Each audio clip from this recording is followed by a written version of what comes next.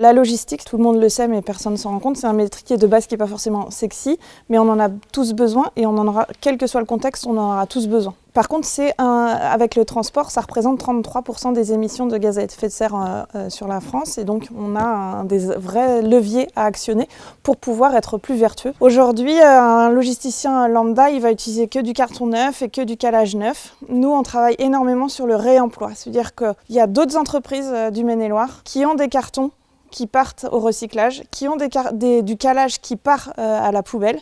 Et plutôt que ça parte à la poubelle, du coup, on met en place des collaborations avec d'autres entreprises. En fait, on récupère les flux et nous, on les réemploie. On est vraiment les précurseurs en la matière. Par toutes nos actions, on a eu la récompense des Mariannes du climat sur l'aspect transformation des systèmes. C'est une chouette récompense pour tout ce qu'on met en place.